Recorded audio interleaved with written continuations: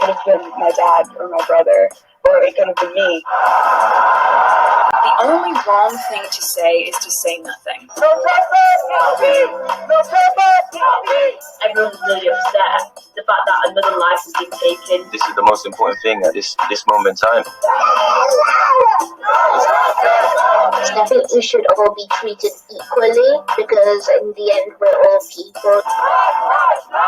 But I really would like to see equality in that when we grow up we don't have to do protests like this. And if people continue to die for no reason, I will continue to fight until that changes.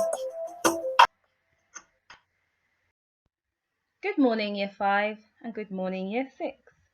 Over the last few weeks, many of you would have seen that there have been protests taking place around the country and around the world for that matter.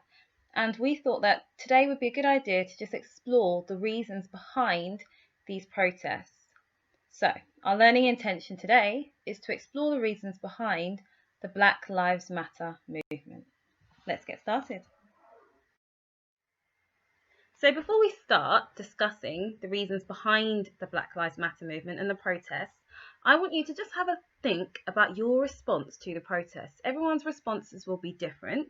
So I'd just like you to think about the information you've heard. What information have you heard? Think about how you feel in response to the protests that have been happening and why you think the protests are happening. What does Black Lives Matter mean? Why are people kneeling? And is it just black people that are protesting? So it's a good idea here to pause the video and maybe just speak to somebody else in your house about these questions and how you're feeling and your response. Super. And hopefully throughout the video we'll be able to answer some of your questions. The protests began in response to the death of an African American man by the name of George Floyd. George Floyd was killed by police during an arrest in Minneapolis on May 25, 2020, when a police officer knelt on his neck for nearly 9 minutes as he lay in agony. He repeatedly told the officer that he could not breathe. As a result, protests around the world quickly spread, not just in response to the death of George Floyd, but in response to police brutality against black people. So whilst George Floyd is probably the name that you've heard most often as people protest to seek justice for him and for his family, the protests are also there to demand justice for Breonna Taylor, Trayvon Martin, Philando Castile, Eric Garner, Sandra Bland, Ahmaud Arbery, and countless other black people who have been killed at the hands of the American police. Black Lives Matter are an organisation which was established in 2012 in response to the killing of a 17-year-old African American boy by the name of Trayvon Martin. Trayvon Martin was killed by a member of a neighbourhood watch team whose name was George Zimmerman. The police had told Zimmerman not to pursue Trayvon for looking suspicious, but he didn't listen and he fatally shot him.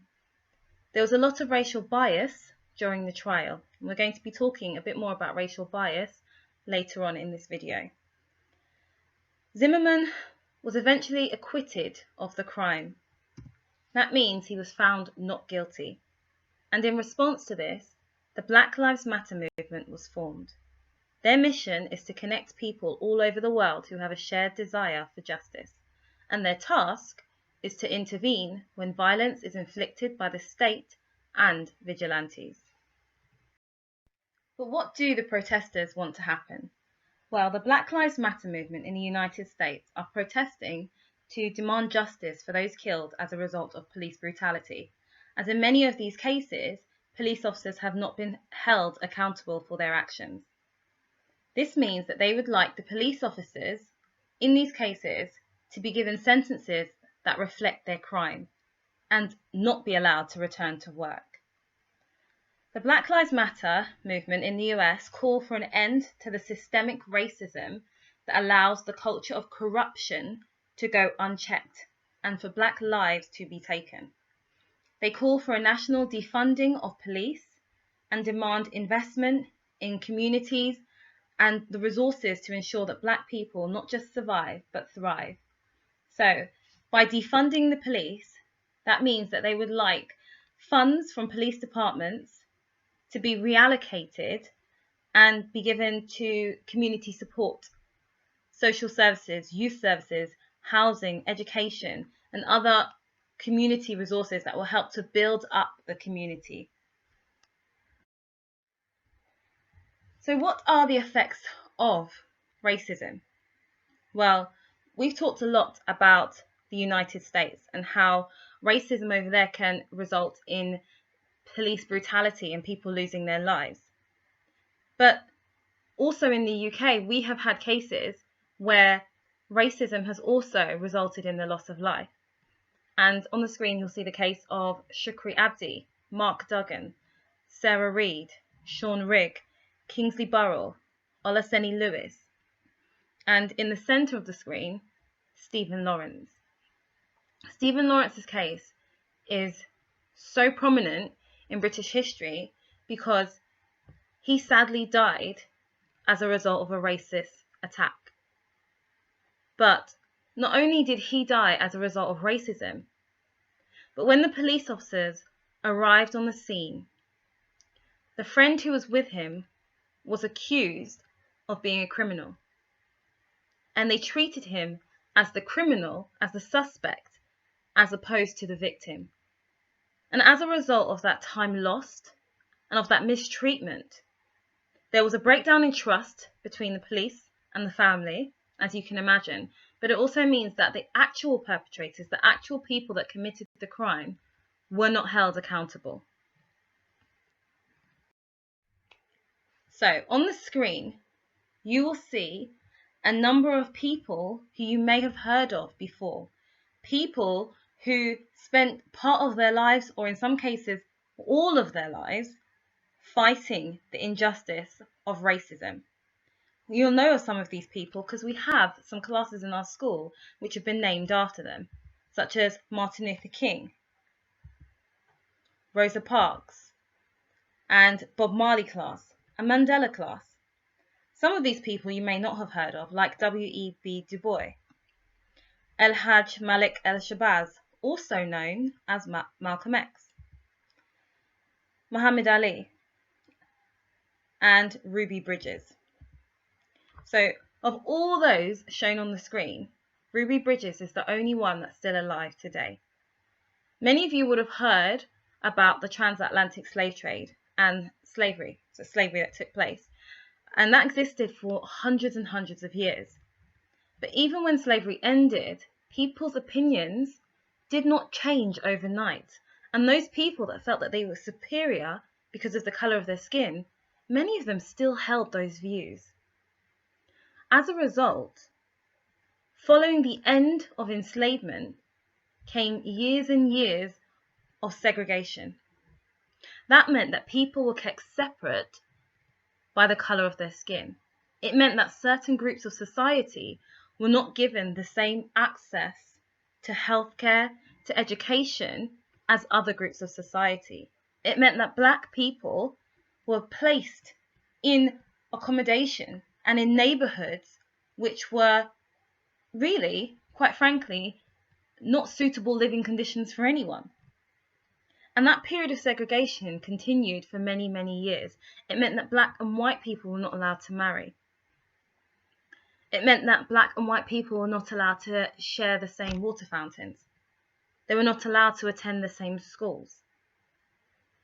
And Ruby Bridges is significant because she was the first Black woman to attend an all-white school in the United States of America. It wasn't until 1965 that here in the UK did we have any laws that prevented anyone from discriminating against somebody because of the colour of their skin. That meant up until 1965, a person could go to a hotel and ask to stay for the night, and they could be told, no, you cannot stay the night because you are Black. That didn't become illegal until 1965.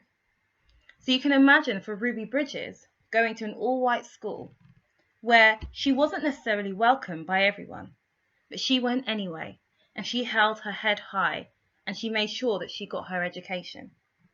And she's significant because she shared a quote. There's a quote that I have from Ruby Bridges, which I think is a really useful and powerful quote, especially for many of you, especially those of you in year 6 who will be heading off to secondary school soon. She said, "Don't follow the path. Go where there is no path and begin the trail. When you start a new trail, equipped with courage, strength, and conviction, the only thing that can stop you is you." Now, I just want you to think about that for a moment. Think about what it is that she's trying to say. Maybe speak to somebody in your house about how you've interpreted that. I'd love to hear what your opinions are. So, I'd like you to just, in a little while, you're going to pause the video and think about the people on screen. I want you to think about what it is that you think they do. So in the first picture, I want you to think about whether he is a professor, a refugee, or a fundamentalist. If you're not sure about what any of these words are, you can speak to somebody in your home. And in the second picture, whether he is a doctor, a taxi driver, or a human rights activist. In the third picture, whether she's a beautician, an indigenous person, or a teacher. And in the last picture, whether he is a model, a student, or a gang leader. I'd just like you to pause the video here and speak to somebody in your home about what it is that you think these people do. Brilliant. Now, I know lots of you probably looked at them and looked for maybe a uniform that would suggest what they do. So if you're a doctor, you might be wearing a doctor's uniform. Or maybe if somebody is a teacher, you might have looked for, can I see any desks? Do they look like they're in a classroom?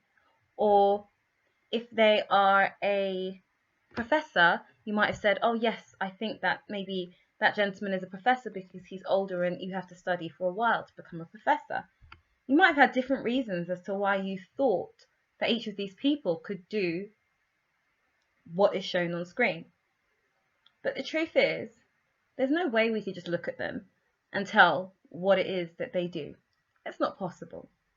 There's no way of knowing what they do without speaking to them. And in a little while, we'll go on to talk about racial bias.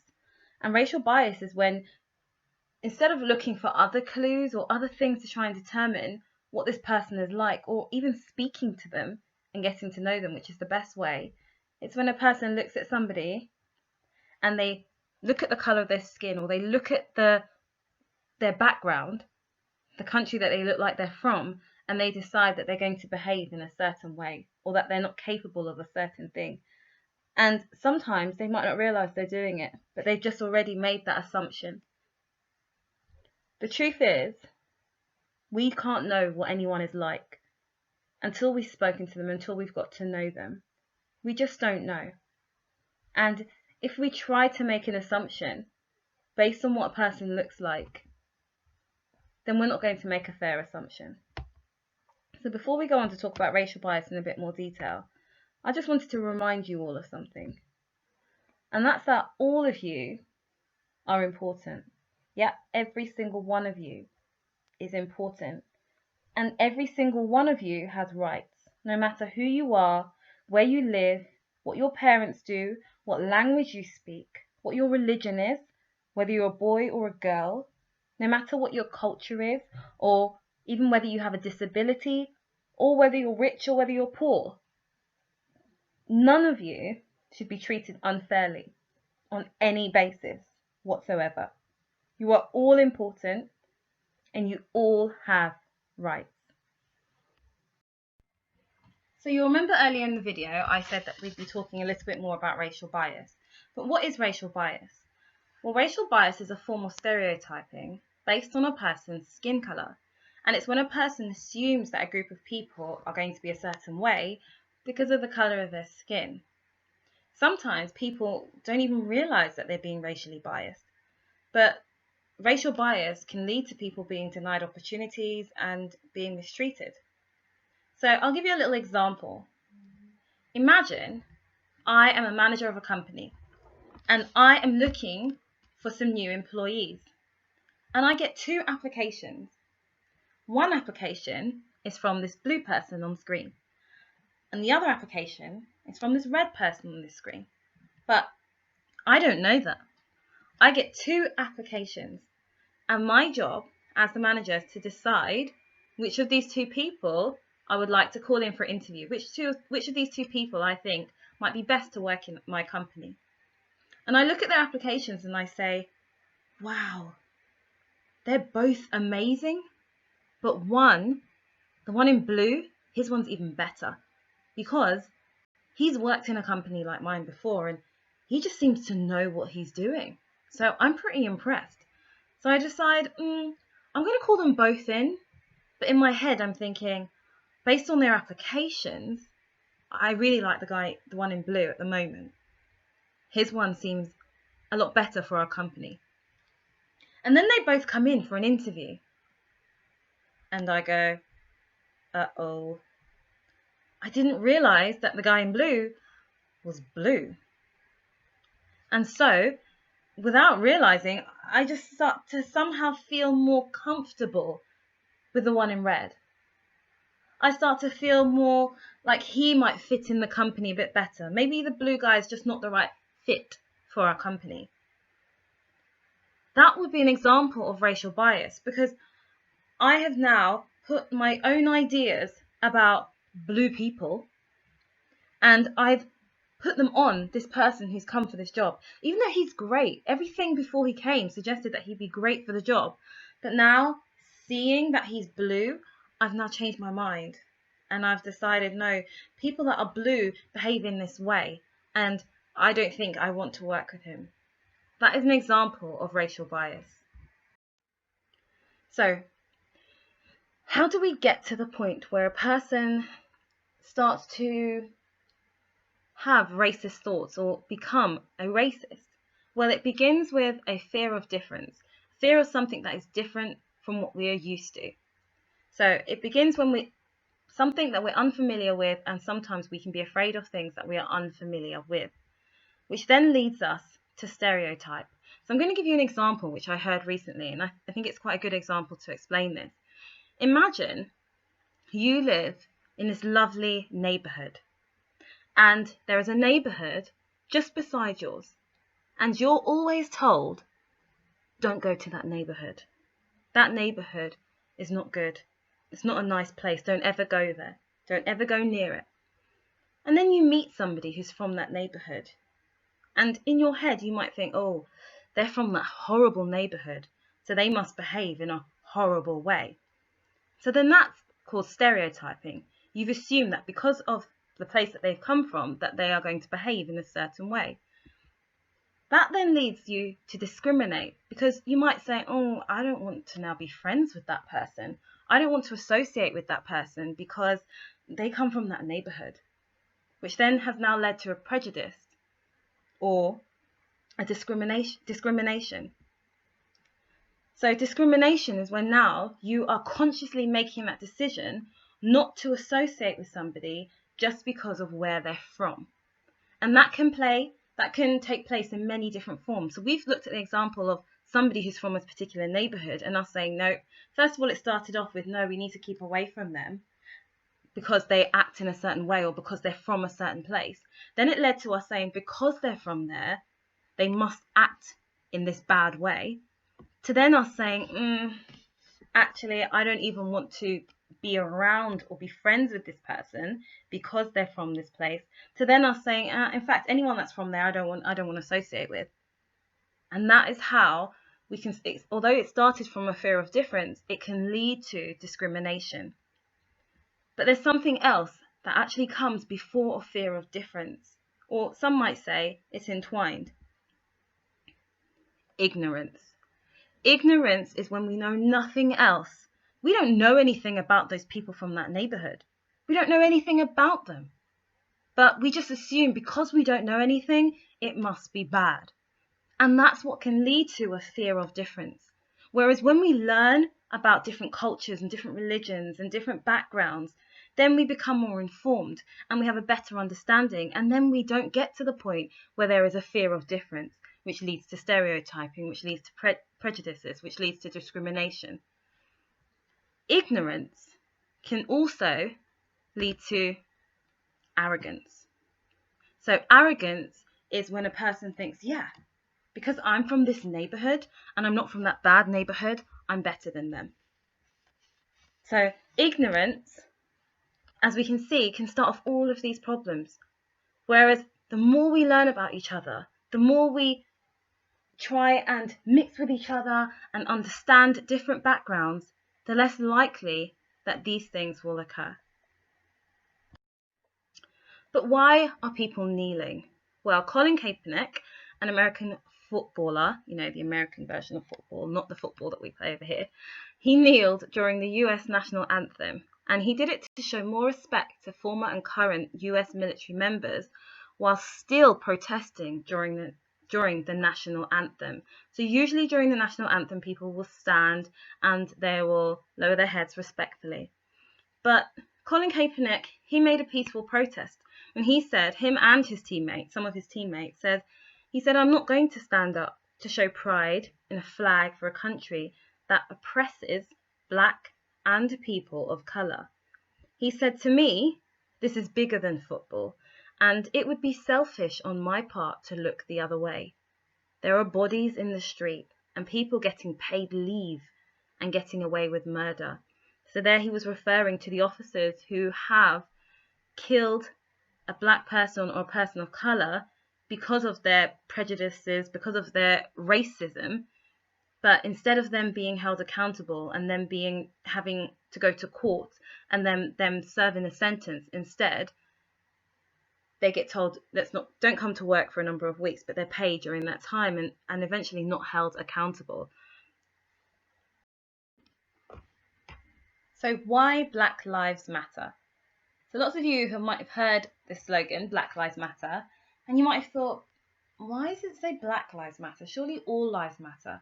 And yes, you're right, all lives do matter. Every single life matters.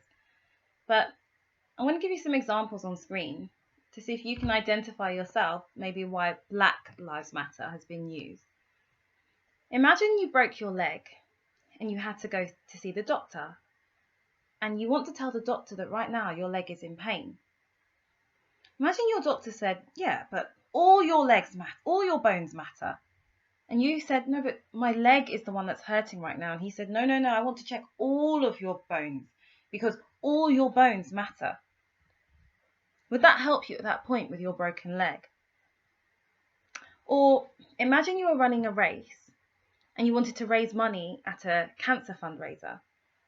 So that means you're trying to get some money together to help people fight cancer, to help people find a cure for cancer. And someone said to you, but why are you raising money for cancer? Don't all diseases matter? Well, of course they do.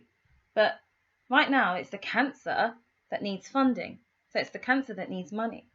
Or imagine your house was on fire and you were calling for help, and the fire marshal came and he said, no, all the houses matter, all of them.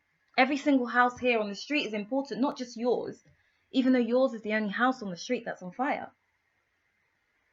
So with those analogies, I just want you to have a think about maybe why Black Lives Matter has been used, and we'd love to hear your opinions.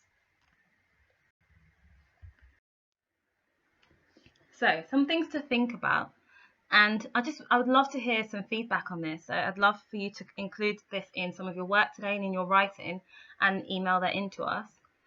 Think about whether or not you've ever witnessed racism. Can you think about what happened? Maybe you might have experienced racism.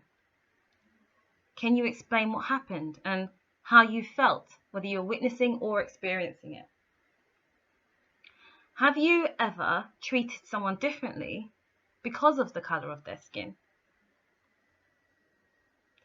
And lastly, what might you do if you saw someone being treated unfairly because of the colour of their skin? What might you say in that situation. So what can we do to eliminate racism in our society? Well, we can speak up and stand up when we see or hear someone being racist or racially profiling someone. We can correct their behaviour and educate them. That doesn't mean we have to be rude, but it means that we can question them on how they think and why they think that way. And we can explain to them that their behaviour is racist or that their behaviour is wrong. We can try our best not to judge others based on their colour, their ethnicity, their religion or their gender, but instead we can get to know a person before we make an opinion. And when you get a bit older, you can get involved. You can sign petitions against injustices. And if you want to go even further than that, you can actually seek out. So that means look for cases where people have been treated unfairly and find creative ways of trying to create justice and equality in our society. So one of the questions that I asked at the beginning of this video was, is it just black people that are protesting? No, it's not. There are people from all different races, nationalities, backgrounds and religions all standing side by side to protest as part of the Black Lives Matter movement. They are not protesting against white people. They are not protesting against the police. Those that are protesting, they say that they are protesting against inequality and injustice, and that anyone who stands against inequality, anyone that is against racism or against unfair treatment of people based on the colour of their skin is invited to stand with them. So on the screen, you'll see 8 books, which are just a great start to getting an understanding of, in some cases, the history of black people in this country, and in some cases just looking at different ways where, different examples where racism has played a part and how people have overcome that.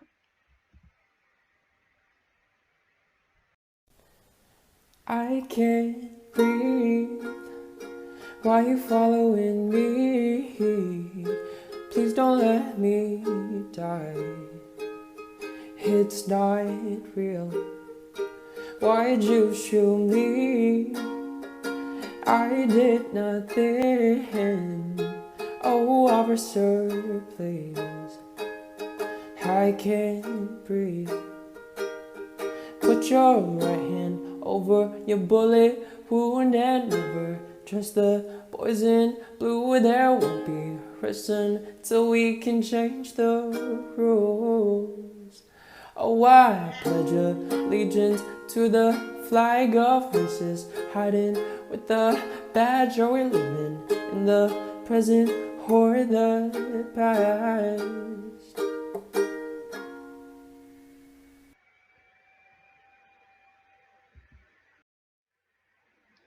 So lastly, just want to finish off with a quote, which is, "Want for your neighbour what you would want for yourself."